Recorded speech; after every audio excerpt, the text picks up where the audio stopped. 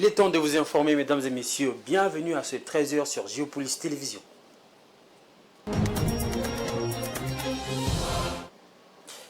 La CENI vient de rendre public les résultats provisoires pour les législatives nationales et provinciales dans les circonscriptions électorales de Bomongo, Makanza, Ilebo, Mobaïmbongo, Kikwit, Boudjala, Sudoubangi, Norubangi, Sonkuru et Kwilu.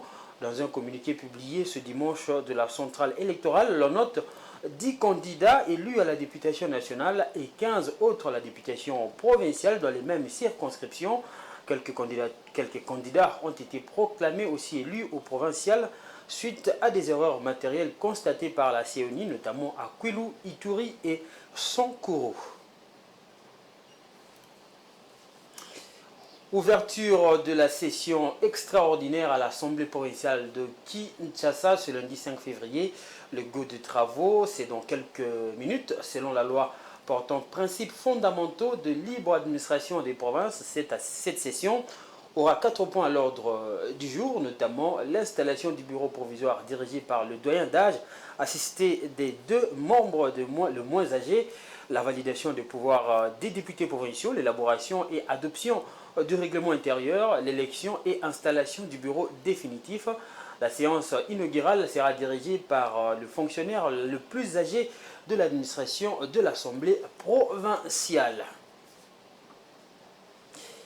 Effondré il y a plus de 10 mois, le pont Ituri 2 sur la RN4, la route nationale 44 sur l'axe Mombasa-Beni, sera mis en service au mois de mars prochain. L'administrateur du territoire de Mombasa, qui s'est rendu sur place, est dit satisfait de l'évolution des travaux qui sont exécutés sous l'Office des routes, sous financement de l'administration militaire de l'Ituri. La réhabilitation de ce pont facilitera les échanges commerciaux entre l'Ituri et le Nord Kivu, témoignage des usagers de cette route.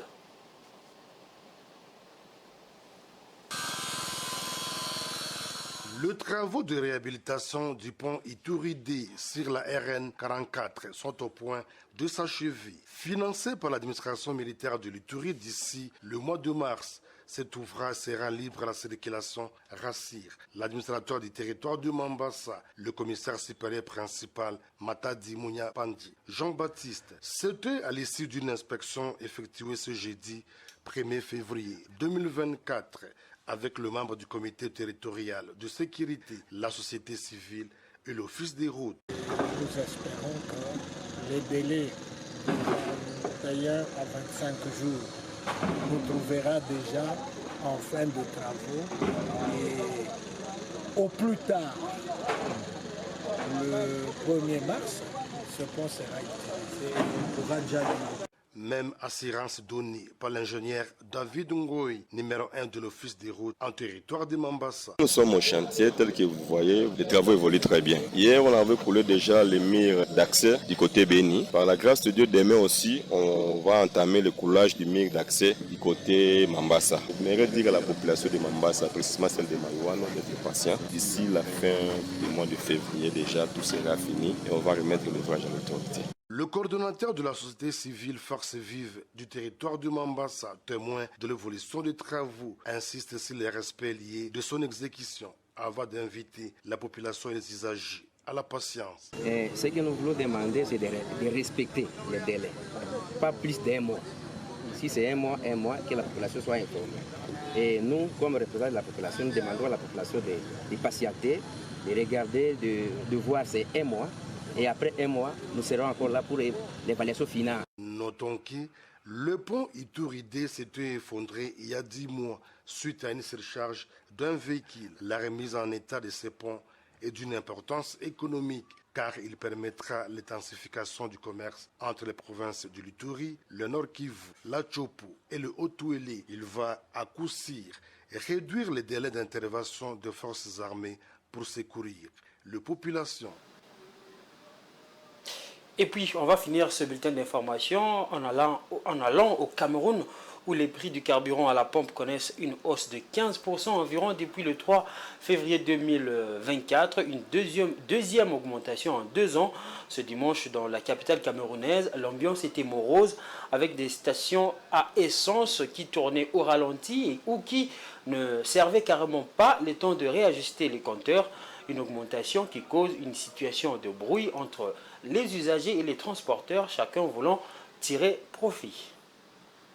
Ambiance morose dans les stations à essence de la ville de Yaoundé ce 3 février 2024. Plusieurs d'entre elles sont à l'arrêt, comme dans cette station Total où un cordon de sécurité renseigne que le service est inactif. Une situation qui fait suite à l'augmentation des prix du carburant à la pompe.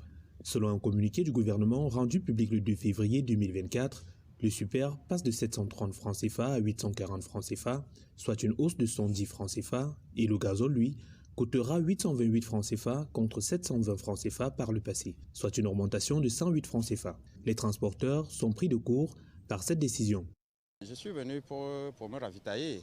Bon, j'arrive, il y a le cordon de sécurité qui ne me permet pas, qui me signale déjà qu'il y a un problème. Pour l'instant, ils ont arrêté parce qu'il faut rectifier le prix de carburant au niveau de la pompe. Tout ce matin, par ma grande surprise, dans toutes les stations, on se rend compte qu'on ne sait pas. Pour moi, l'information n'a pas été vraiment... Au fait, on n'a pas tenu compte du citoyen, en fait. Mais le désagrément, c'est surtout les usagers et autres consommateurs de carburant qui le subissent. Ce matin, on a eu de la peine à se rendre au travail ou à d'autres rendez-vous. Quoique le prix officiel du taxi n'ayant été modifié, les transporteurs usent d'une stratégie pour combler le gap causé par l'augmentation, ne transporter que ceux qui font une offre raisonnable. Si, ça nous gêne. Ça nous gêne puisque là, on consomme énormément, mais le taxi, les clients ne savent pas qu'on doit aussi augmenter le tarif. Là, nous sommes obligés de jouer maintenant avec les tarifs. Ceux qui partent au-delà, ce sont eux qu'on porte. Et là, le travail devient de plus en plus compliqué.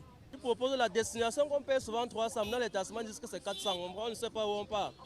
Maintenant, c'est 400. Pour arriver à Mokolo, on paye habituellement 300.